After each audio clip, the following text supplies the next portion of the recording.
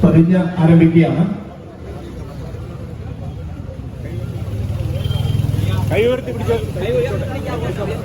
എല്ലാവരും ഒന്ന് കൈകൾ ചേർത്ത് ഉയർത്തിപ്പിടിക്കണമെന്ന് അഭ്യർത്ഥിക്കുന്നു.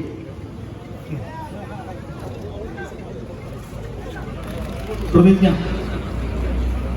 ഇനിയും സഹിക്കണോ ഈ കേന്ദ്ര അവഗണന എന്ന ചോദ്യമുയർത്തി ഡിവൈഎഫ്ഐ സംഘടിപ്പിക്കുന്ന ഈ മനുഷ്യ മഹാശൃംഖലയിൽ ഞാനും കണ്ണുചേരുന്നു. സംസ്ഥാനങ്ങളുടെ യൂണിയനാണ് ഇന്ത്യ. ഭരണഘടനയുടെ 1-ാം അനുച്ഛേദം ഇക്കാര്യം ഉറപ്പിച്ചു പറയുന്നുണ്ട്.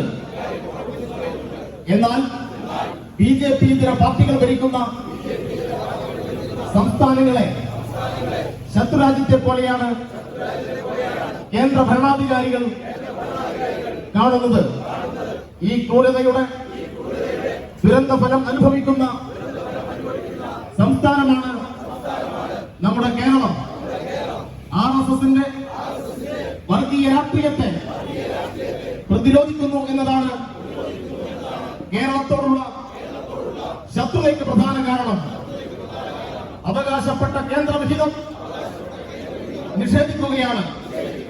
ഉച്ചക്കഞ്ഞി തൊട്ട് പാവപ്പെട്ടവരുടെ ഭവന നിർമ്മാണ പദ്ധതികൾക്ക് വരെ അനുവദിക്കപ്പെട്ട വിഹിതം പിടിച്ചെടുക്കുകയാണ്.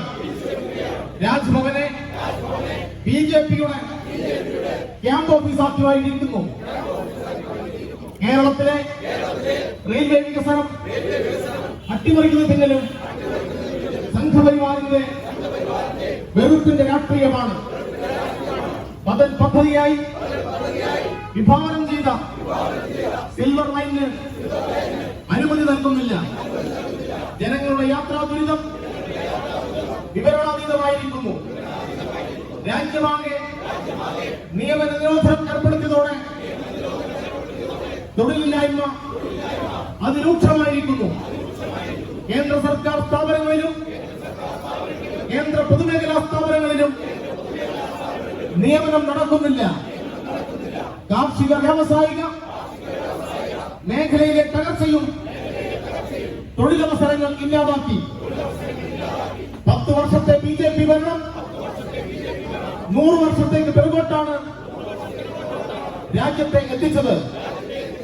ഇനി ഈ നില തുടർന്നാൽ ഇല്ലാതാകുന്നത് നമ്മുടെ രാജ്യമാണ്. രാജ്യത്തിന്റെ ഭരണഘടന വിഭാവനം ചെയ്യുന്ന പരമാധികാര സോഷ്യലിസ്റ്റ് മതേതര ജനാധിപത്യ റിപ്പബ്ലിക്കാണ് തകരുന്നത്. ഇതിനെതിരായ സമരമുന്നണിയിൽ അണിചേരുക എന്നത്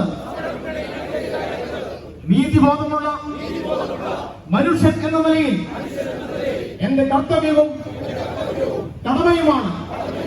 പരാജയപ്പെടാൻ പാടില്ലാത്ത ഈ പോരാട്ടത്തിൽ ഞാൻ അചഞ്ചലമായി നിലകൊള്ളുമെന്ന് ഇതിനാൽ പ്രതിജ്ഞ ചെയ്യുന്നു.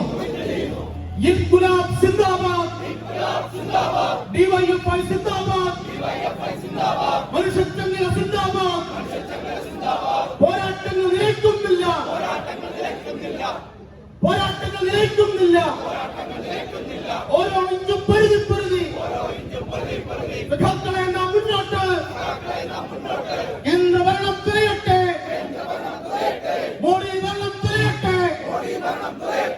ഇൻകുലാബ് ഇൻകുലാബ് ഇൻകുലാബ് സിന്ദാബാദ്.